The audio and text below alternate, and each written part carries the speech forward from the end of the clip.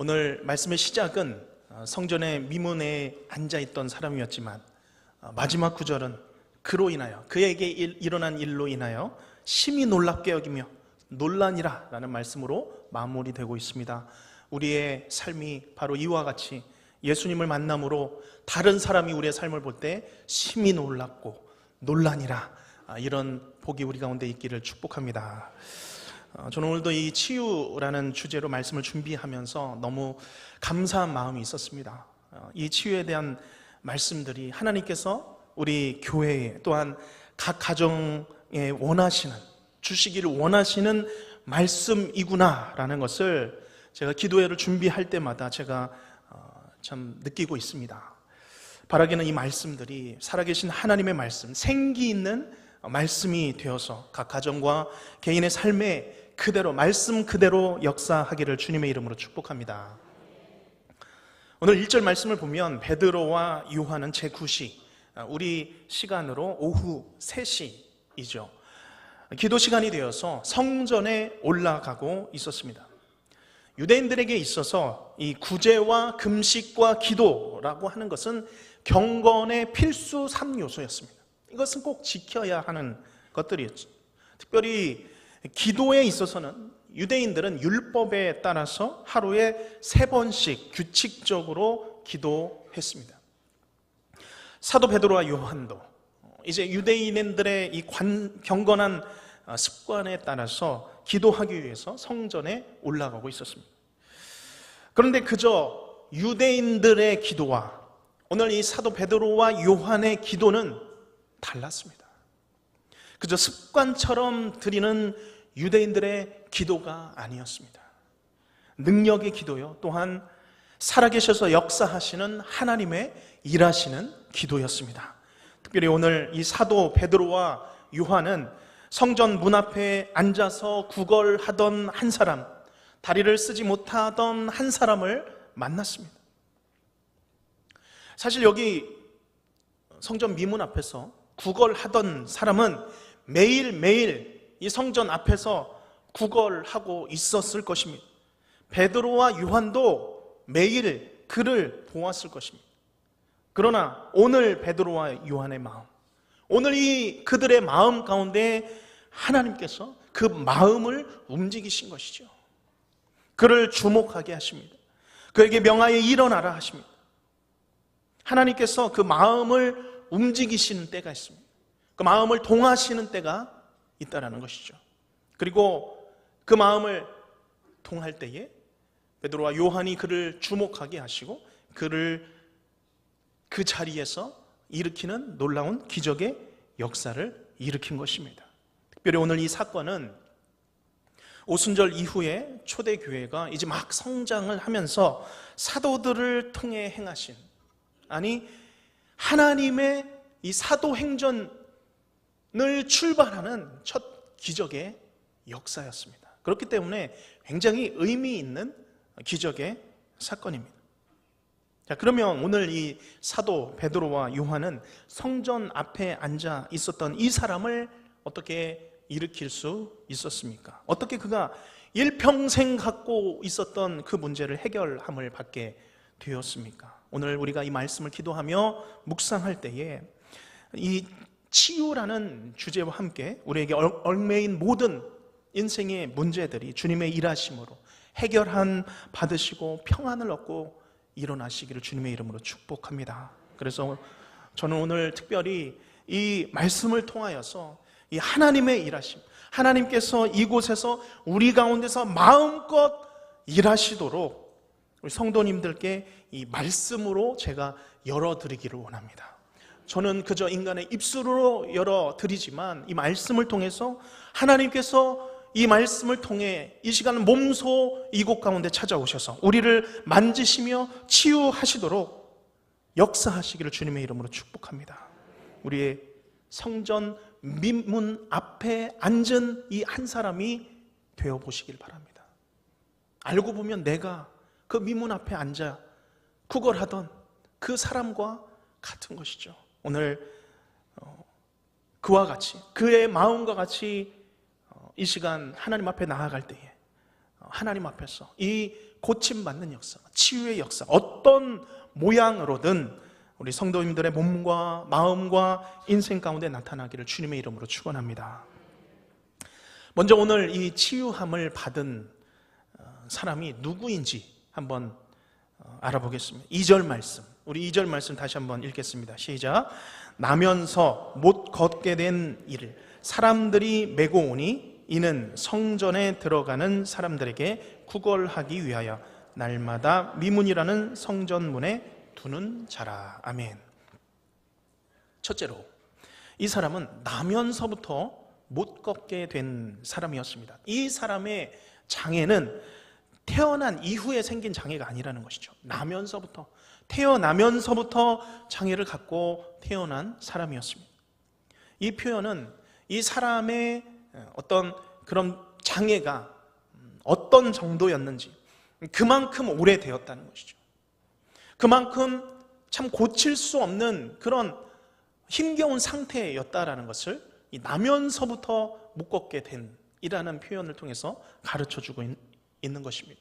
둘째로, 이 사람은 사람들에게 날마다 이 미문이라는 성전 이 문 앞에 항상 옮겨져서 매임을 당해서 옮겨져 오던 사람이라고 소개하고 있습니다. 이 미문은 성전 미문이라고 표현되는데, 이 미문은 평범해 보이지만 자세히 보면 화려한 장식으로 되어 있는 그런 문이기 때문에 아름다운 문, 미문이라고 표현한다고 합니다. 이 문으로 수많은 사람들이 지나갔습니다. 그런데 그 미문, 아름다운 문과는 대조적으로 정말 나면서부터 못 걷게 된 그 고통을 가지고 한 사람이 그 미문 앞에 엎드려져 있는 것이죠. 이 사람은 스스로의 힘으로는 살아갈 수 없었기 때문에 하나부터 10까지 다른 사람의 도움을 받아야만 살아갈 수 있었던 사람이라고 소개하고 있는 것입니다. 그런데 그럼에도 이 사람은 주변 사람들의 이 도움을 받으면서도 이 사람의 문제를 이 주변 사람들이 완전하게, 완벽하게 해결해 줄 수는 없었습니다. 계속해서 날마다, 때마다 도움을 받아야 했던 것이죠. 어제 도움을 받았어도 오늘 도움을 또 받아야 합니다. 오늘 받았어도 내일 또 도움을 받아야 살아갈 수 있는 사람이었습니다. 자, 그러면 오늘 이 말씀을 우리의 삶에 적용해 본다면, 여기 이 미문 앞에서 구걸하고 있는 사람이 누구입니까? 지금 이 미문 앞에 이 사람은 먼저는 당시의 유대인들의 모습입니다.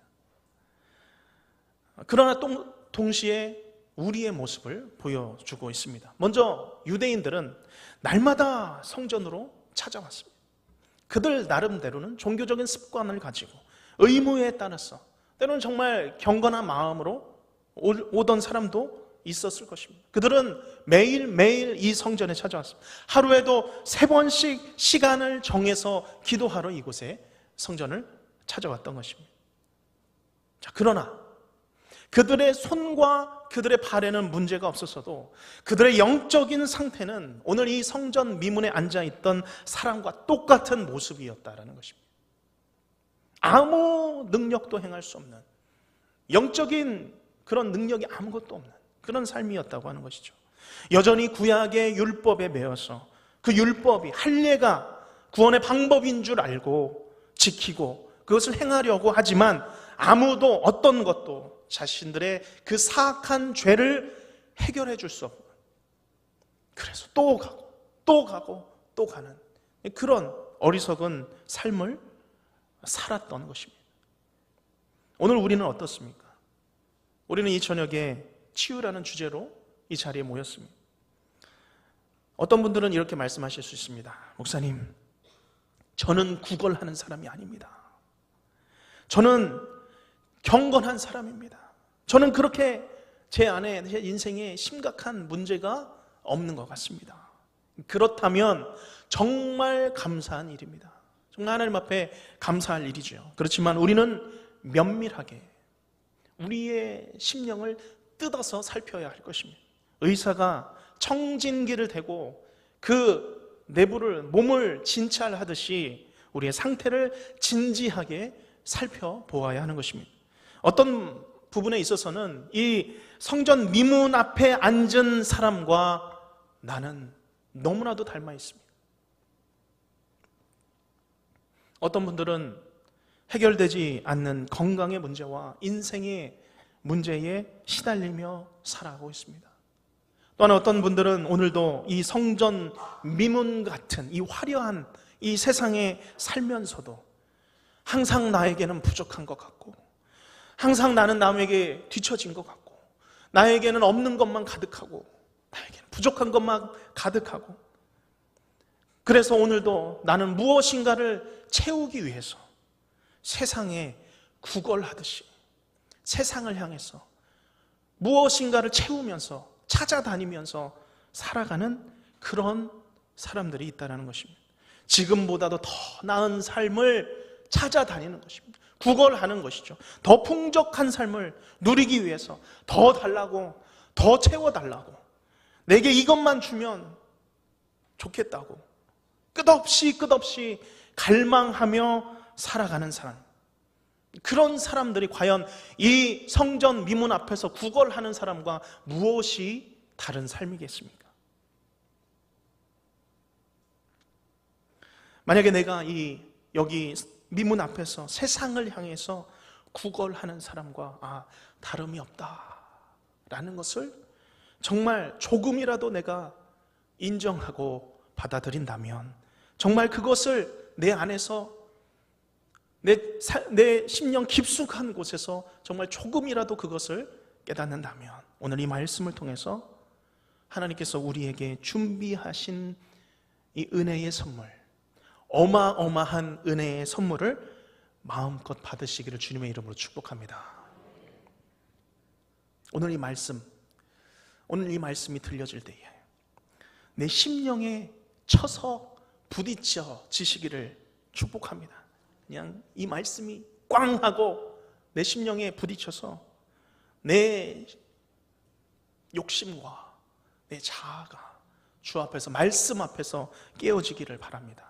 내 알량한 자존심과 내 욕심과 만족하지 않는 마음, 채우려고, 아직도 무엇인가를 채우려고 하는 나의 모든 마음들, 하나님 주 앞에서 넘어지게 하여 주시옵소서. 깨지고 부서지게 하여 주시옵소서. 하나님, 내가 여기 나면서부터 못 걷게 된 무엇이든 구걸하는 사람과 내가 똑같습니다. 주 예수님, 내게 오셔서 나를 고쳐 주시옵소서. 나를 치유하여 주시옵소서. 치료하여 주시옵소서. 기도하시는 이 저녁이 되시기를 간절히 바랍니다. 그러면 오늘 이 시간 우리의 마음을 열고 우리 3절, 4절, 5절까지의 말씀을 읽을 텐데요, 제가 먼저 3절을 읽겠습니다. 그가 베드로와 요한이 성전에 들어가려 함을 보고 구걸하거늘. 4절 5절 같이 읽겠습니다. 베드로가 요한과 더불어 주목하여 이르되 우리를 보라 하니 그가 그들에게서 무엇을 얻을까 하여 바라보거늘. 아멘. 베드로와 요한이 성전에 기도하러 들어갈 때였죠. 미문에 앉아있던 사람이 베드로와 요한을 보았습니다. 그래서 이 사람은 두 사람에게 역시나 구걸을 했던 것이죠. 아마도 머리를 숙이고 구걸을 했던 것으로 보입니다. 그때 베드로와 요한이 이 사람을 주목한 것입니다. 관심을 갖고 바라봅니다. 그리고 말씀하죠. 우리를 보라, 우리를 보라. 그제서야 엎드려져 있던 이 사람이 베드로와 요한을 보고 무엇을 얻을까 하여 바라봅니다. 무엇을 기대했겠습니까? 그저 오늘 하루 먹고 버틸 만한 동전 몇 개 주나 보다, 아니 고개를 들라 보라라고 하는 거 보니까 많이 주려나 보다 하고 바라봤겠죠.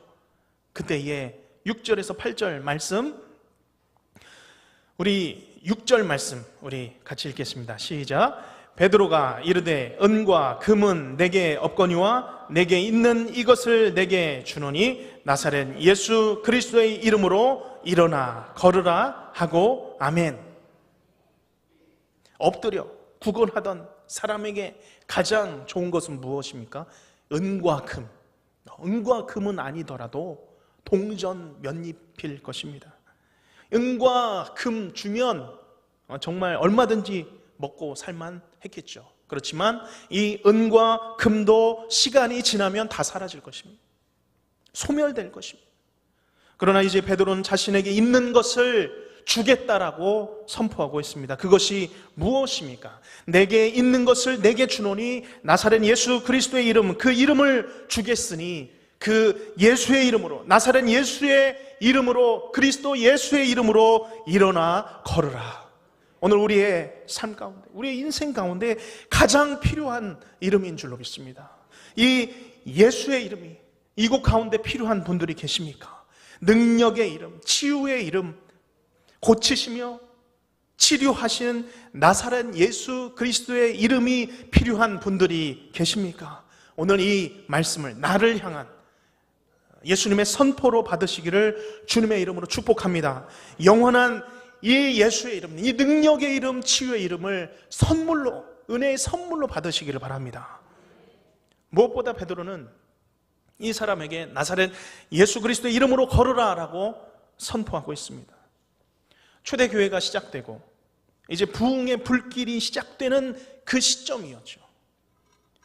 이전의 복음의 시대 때에는, 복음서 시대 때에는 예수님께서 실제 계셨기 때문에 예수님의 존재 자체가 능력이었습니다. 예수님께 직접 말씀하시고 예수님께서 직접 치유의 능력을 행하셨습니다. 예수님이 지나가는 곳마다, 만져지는 곳마다 가르침과 고침과 치유의 역사가 일어났던 것입니다. 그러나 예수 그리스도께서 죽으시고 부활하시고 승천하신 이후에는 약속하신 성령을 보내주셨습니다. 누구입니까? 예수의 영이십니다. 예수의 영이십니다. 성령 곧 예수의 영이 이제는 예수의 이름으로 역사하시는 줄로 믿습니다. 나사렛 예수 그리스도의 이름으로 성령께서, 예수의 영이 역사하시는 것입니다. 이후에 10절 말씀에 보면 미문 앞에 앉아있던 거린이 나음을 받고 뛰어다니는 것을 본 사람들이 심히 놀라며 이제 솔로몬 행각으로 다 모여듭니다. 우르르 몰려들죠. 베드로가 그곳에서 설교를 하면서 넘어가서 3장 16절 말씀에 보면 이렇게 말씀하죠. 그 이름을 믿음으로. 어떻게 나았느냐 했더니 그 이름을 믿음으로, 그 예수의 이름을 믿음으로, 그 이름이 너희가 보고 아는 이 사람을 성하게 하였나니, 완전하게 하였나니 예수로 말미암아 난 믿음이 너희 모든 사람 앞에서 이같이 완전히 낫게 하였느니라. 아멘. 예수로 말미암아 난 그 믿음이 이같이 완전히 낫게 하였느니라 라고 선포하고 있습니다. 이전에는 사람 되셨던 예수님께서 친히 고치시고 치유하셨지만 이제는 예수의 영이 어디서든지 장소를 구애받지 아니하고 어디서든지 예수의 영께서 예수의 이름으로 그 능력으로 낫게 하시는 것입니다. 그 이름을 부르는 사람마다, 그의 이름을 믿고 간구하는 심령마다 예수 그리스도께서 역사하시는 것입니다. 일하시는 것이죠. 예수님의 이름, 나사렛 예수 그리스도의 이름은 능력을 베푸시는 이름인 줄로 믿습니다. 나사렛 예수 그리스도의 이름은 죄를 사하시는 이름인 줄로 믿습니다. 병을 고치는 이름입니다. 악한 영을 제어하는 이름입니다. 그것이 나사렛 예수 그리스도의 이름인 줄로 믿습니다. 그 이름, 예수의 이름이 지금 이 자리에 또한 동일하게 예수의 영으로 임하시는 줄로 믿습니다. 그 이름의 능력, 나사렛 예수 그리스도의 이름의 능력이 이곳 가운데서도 살아 계시며 우리 가운데서 반드시 일하실 줄로 믿습니다. 그 이름을 믿는 모든 사람, 예수로 말미암아 난 믿음이 이같이 완전히 낫게 하였느니라. 우리가 예수의 영, 그 이름을 힘입어 오늘 이 기도의 자리 가운데 하나님, 주님 이곳 가운데 임하여 주셔서 예수의 이름으로 우리의 인생을 치료하시고 치유하여 주시옵소서. 기도하시는 오늘 이 저녁 기도의 시간이 되시기를 주님의 이름으로 축복합니다.